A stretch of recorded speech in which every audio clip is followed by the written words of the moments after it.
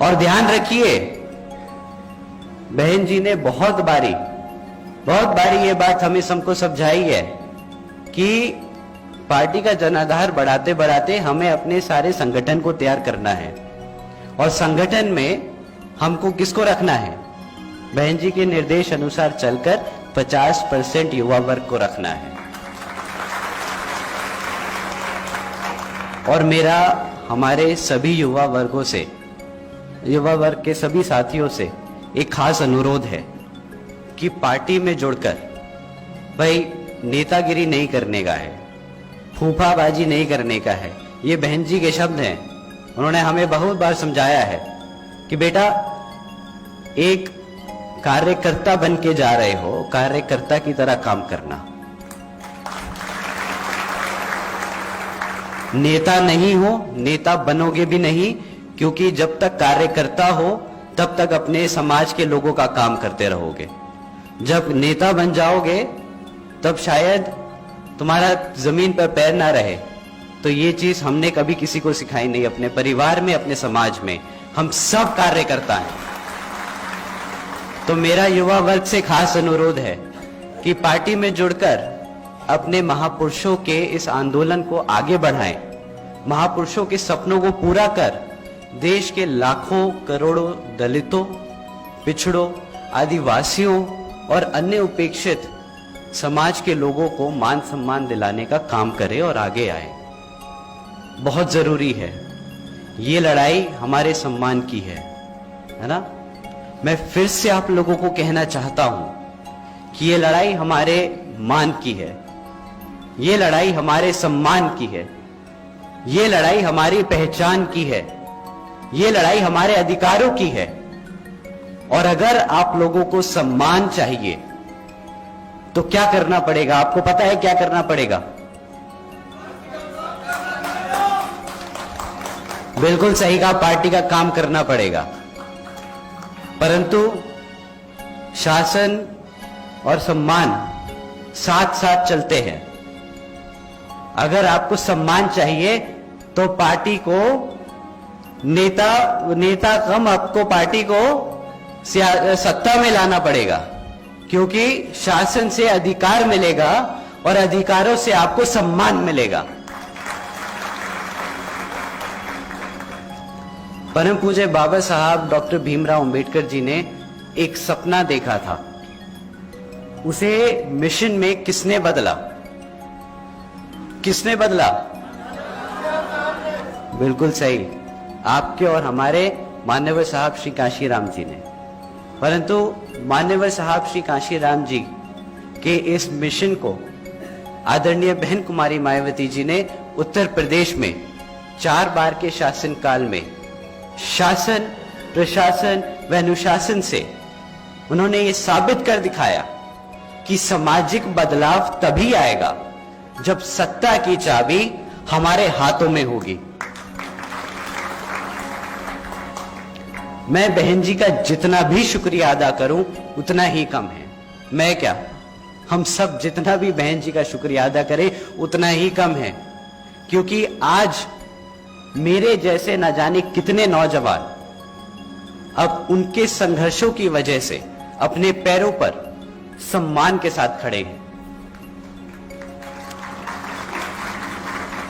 क्योंकि हमें यकीन था कि हम पर होने वाले किसी भी अन्याय के खिलाफ हमसे पहले खुद बहन जी हमारी ढाल बनकर खड़ी है।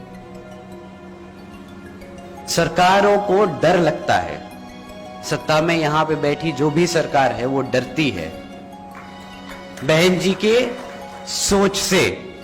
डरती है कि नहीं डरती है?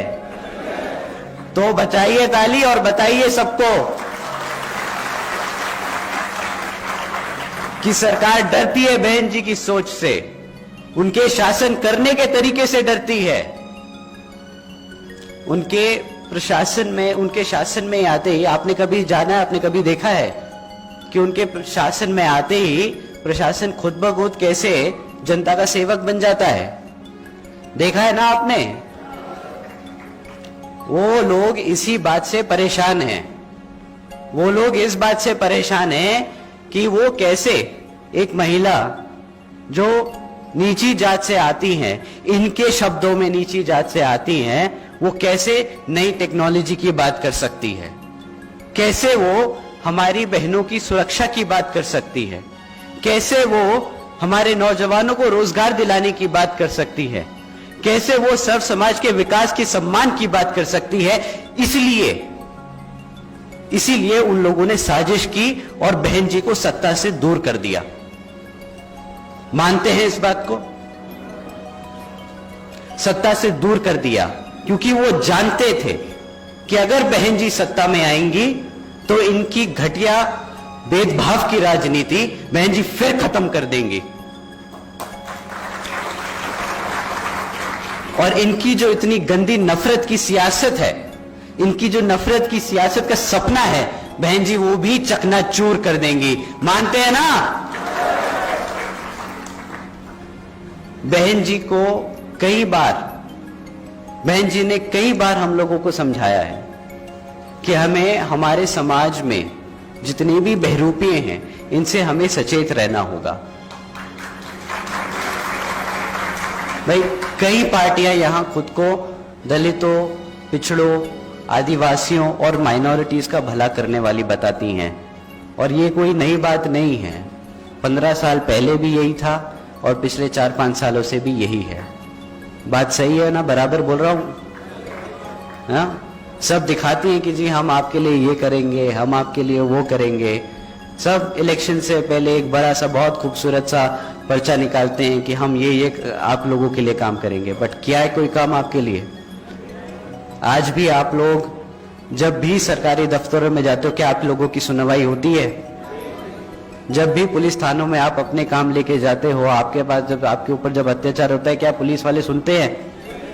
हमारे बीबीएफ के नौजवान एटलीस्ट यहाँ पे खड़े होकर आप लोगों की सुरक्षा के लिए, यहाँ पे अनुशासन बनाने के लिए खड़े हैं। ये हमारे नौजवान हैं। हमें उन लोगों को, ऐसे लोगों से सचेत रहना और उनको पहचानना बहुत जरूरी है। बाबा साहब डॉक्टर भीमराव अंबेडकर जी ने ये बात को बहुत पहले समझ लिया था, और उन्होंने ये हम सबको बहुत बार बताया है। उनकी कई किताबों में लिखा है कि